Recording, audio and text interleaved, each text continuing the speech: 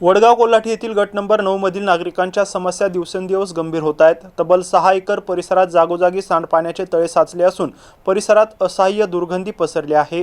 डासांचा आणि सरपटणाऱ्या प्राण्यांचा वाढता वावर, नादुरुस्त पथदिवे आणि खराब झालेले रस्ते यामुळे नागरिक त्रस्त झालेत। विशेष म्हणजे नारी शक्ती महिला ग्रुपकडून वारंवार आवाज उठवूनही समस्या कायम असल्याने न्याय मागायचा तरी कुणाकडे, असा संतप्त सवाल महिलांनी उपस्थित केला आहे।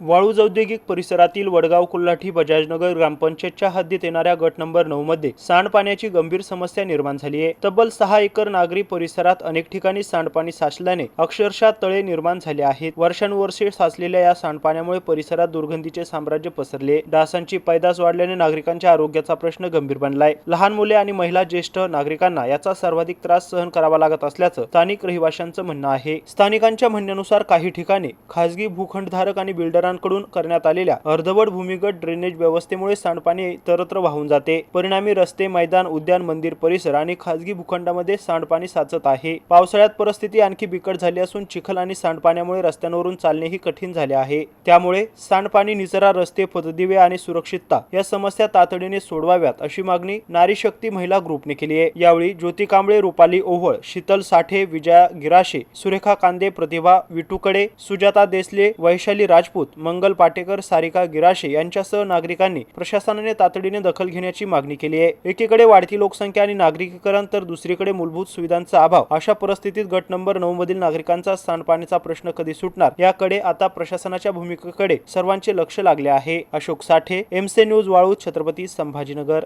आणि गेल्या 4 वर्षापासून आम्ही या घाणपाण्याचा त्रास सहन करत आलेलो आहे। आम्ही प्रत्येक ठिकाणी कंप्लेंट दिलेली आहे। ग्रामपंचायत मध्ये जाऊनही आम्ही त्याची नोंद केलेली आहे। सरपंच इथे येऊन बघून गेलेले आहेत आणि यावर अजूनपर्यंत तर कोणी काही ऍक्शन घेतलेली नाही। तर आमची अशी म्हणजे सगळ्यांचीच विनंती आहे की ह्या समस्या आमच्या लवकरात लवकर सोडवण्यात यावा। आम्ही 4 वर्ष झाले खूप त्रास सहन करत आहे। माझं बाळ बाहेर निघते डासानं, काही की त्याला खूप त्रास होतो। त्याला पेशा वाढल्या होत्या। 8-10 दिवस झाले आम्ही हॉस्पिटलमध्ये होतो। आम्हाला बाहेर निघायचे होते, बाळ निघू शकत नाही बाहेर, खूप त्रास होतो। हे पाणी, ही एक सोसायटी आणि मी बाजूच्या सोसायटीमध्ये राहते, तर इथून हे पाणी फ्लो होत होत आमच्या घराच्या मागे येऊन असं साचलेलं आहे। तर हे फक्त त्रास हा एका सोसायटीला नाहीये, 3-4 सोसायट्यांना त्रास होतोय। आम्ही प्रत्येक वेळेस ग्रामपंचायत मध्ये निवेदन देतोय। जे बिल्डर आहेत त्यांना पण प्रत्येक वेळेस फोन करून सांगतोय की आम्हाला अशा प्रकारचा त्रास होतोय, पण हे आमच्याकडे लक्ष देत नाहीये।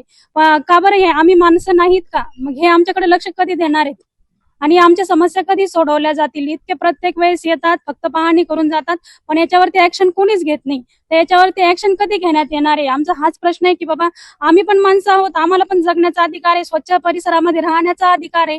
मग आमच्याकडून हा अधिकार का बरं हे होत नाहीये?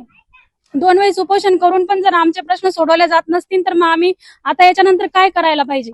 मी तर राहते गट नंबर 9 मध्ये। माझ्या घरात लहान बाळ आहे, माझी सासू आहे, आम्ही आजारी पडतो। आमच्या बोर मध्ये पाणी उतरलेलं आहे।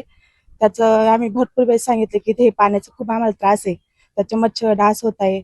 सासू आजारी पडलेली आहे, ते बोर मध्ये पाणी उतरल्याबद्दल हे होतंय, सगळ्यांना त्रास झाला। चेहऱ्यावर डाग, केस गळणं, घरात मुली माझ्या लहान, हा त्रास किती दिवस आम्ही सहन करायचा? की हे पाणी कधी बंद होईल? आम्ही असं कौडीत राहायचं? आम्ही लोन घेऊन घर बांधलेले, आम्ही लोनचे हप्ते भरायचे की हे प्रॉब्लेम सॉल्व्ह करायचं? आमचे म्हणजे मागण्या कधी पूर्ण करतच नाही। 6-7 वर्ष झाले सर्वांना निवेदन देऊन झालेले आमचे, तरी आमचे हे निवेदन कधी म्हणजे बंद हे होणार आहे?